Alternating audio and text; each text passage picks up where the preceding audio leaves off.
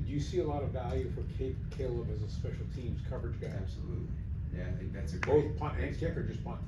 Oh, I think it'll be both. Yeah, that's not going to be something that we limit him on. He's somebody whose tackling capacity is as rare as you might put the category for a defensive back, and obviously with the range, the speed, it's a pretty unique combination. Wrap it up with John. James, through trade so far, getting some future picks as well. Just what can you say about how smooth that process has been as you guys have been going up and down the board? Oh, you know what? It's been very smooth. I got to give a lot of credit to our internal group who's fielding a lot of calls and crunching a lot of numbers, and you know, obviously that stuff happens at a fast pace, and so remaining poised, cool, calm, collected. It's something that's really stood out, and obviously, you know, when you're making a call to the first pick and you're executing a trade simultaneously, you end up seeing that you're now on the clock again, and there's a shot clock, right? And so you better speed that call up to ensure that you can make another. But nonetheless, it's been a pretty graceful process, and one that, you know, has been fulfilling today. But we'll see, you know, what comes with it tomorrow. Obviously, factoring in undrafted free agency, is that, you know, something that you're also keeping in the back of your mind because of how many roster spots there currently are? Absolutely. I mean, that's a space that we want to continue to tap and make sure that the competition level across the roster is as good as we can make it. And I think with the idea that there will be so many undrafted college free agents that we bring in, that inherently creates a dynamic in which people are fighting for jobs, people are fighting for spots, and you feel that when those guys get in the building, get on the grass. It's something that, you know, as I think back to my experience with the Rams, we've gone into a draft with only 45 players on roster. So this is a healthier version of that, so to speak, if you're looking at more being healthy. Couple more. Let's go to Gene. 6'6", big guy, a little bit bigger than traditional guard. What's the transition gonna be like for a guy that big, and does that present any challenges? You know, similar to Caleb, what we saw with Wyatt was a move inside of the Senior Bowl. You know, the chance to showcase his versatility and not just play on the outside. And another element to Wyatt, I mean, you know, blocking people there are similarities regardless of if you're inside or outside, but obviously there are different nuances to it. He's matched up with a lot of really high caliber rushers over the course of his career, whether you go back to Will McDonald or even at Kansas State with the rusher that went to Kansas City, and then Abdul this past year. I mean, those were high capacity rushers, and he showcased a really calm demeanor and poise and pass protection, but also a rough and rugged finish. And I mean, that was a cool combination that really jumped out to us, and you know, look forward to him being able to provide us with some version of versatility, but also start with the idea that the interior as well. Starting in the guard, you will start in the guard. Okay, cool, perfect. But again, just like with Caleb, it's the versatility is absolutely an alluring element to both of these players. Absolutely. And I don't know if it has to be said, but the versatility of Travis Hunter also stood out. Yes, absolutely. Speaking of versatility, I know when we spoke with you after pro free agency, that initial wave, you stressed getting rookies along the defensive line, getting them out onto the grass. Obviously, none of those picks have materialized. Did the board present itself in a way tonight that you felt confident not having to lean into either of those two positions? Yeah, that's exactly right. We let it speak to us, and certainly with the two that we walked away with, we feel good about. Look forward to seeing how the remaining 6 picks unfold here tomorrow. Time will obviously tell, but yeah, that'll be a position group that we look Are for. they as a safety, or do you want to play him in slot? I know you signed Jordan Lewis. Any outside corner work too, or mostly safety?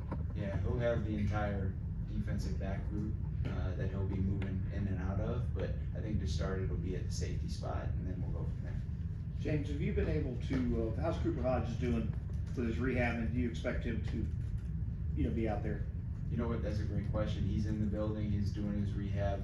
Timetable is still something that is a little bit of an unknown, but he's working hard. He's in here every day just like the rest of his teammates, and looking forward to, you know, seeing that progress come to life here soon.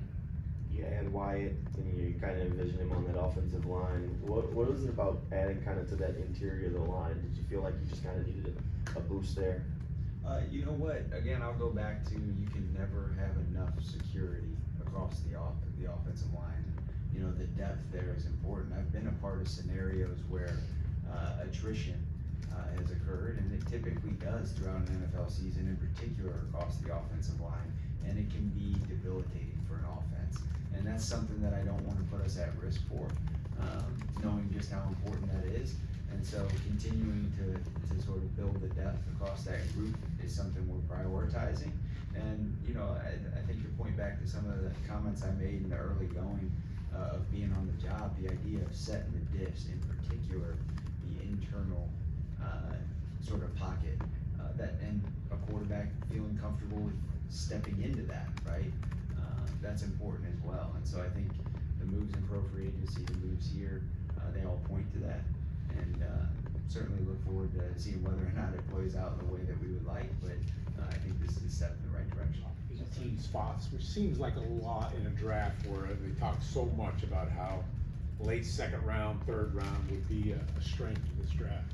Yeah, you know, I think the board continued to show itself as, you know, having depth with players that we had a lot of appreciation for, and were given an offer that, you know, was certainly enticing, especially as we look forward to next year.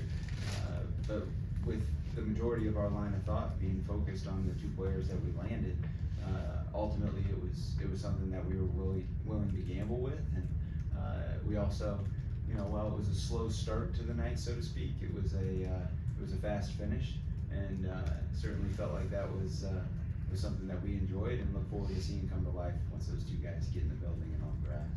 What do you like about Caleb Ransaw? Gosh, it's an endless list. I don't know how much time we got, but he was somebody that really sparked my interest once I got on the job here.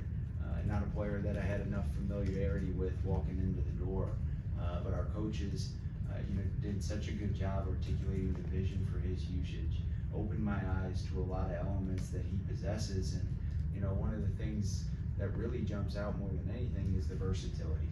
And as we look at that defensive back room, obviously the capacity to play corner, play safety, you know, he showcased the post work at the All-Star circuit that really jumped out. Obviously, if you were to ever look at his stat page, what stands out is his tackle ratio. You know, the root word of the position, safety, is safe. And he's somebody that can make sure that when there is someone who gets loose, he can get them down. And you notice that the on-ball production isn't something that jumps out because he was putting a ton of man tasks, and his eyes weren't on the ball. And once he got to the Senior Bowl and he was playing with the quarterback, playing from the post, he had a lot of on-ball production in that setting. And so that was certainly something that caught our attention. And, you know, beyond just the on-field play, and this is for both Wyatt and for Caleb, they are players who possess the Jaguar DNA that we've leaned into at each pick point so far, and intend on doing the same moving forward. And that is everything that I've touched on to date of players and people who are intangibly rich. So that was really something that led us in that direction and stood out. Jim, you just talk about your vision for Milan. It looks like he's probably going to be projecting as a guard, even though he played tackle all 4 years in college. What did you like about him? You know, beyond the fact that he can give up a sack the last 3 years. Yeah, you know, obviously a player with a lot of experience. I think generally, if I take a step back, something that, you know, I articulated in the interview process is that the trenches would be something that we prioritize. And obviously, I think that's something that was showcased through our actions in pro free agency. And obviously here with the first 3 picks, we see that show up again. And obviously competition at, you know, across the entire roster is important to us, but I think making sure that the offensive line, depth is never something that we're concerned with. And obviously he's somebody that's walking in as a rookie and is gonna come in with a high level of college experience and really a lot of the elements that I think our fan base now knows we covet, which are the intangible elements. And you know, it's something that we look forward to him bringing to the room and really absorbing across the group that's already here. Quick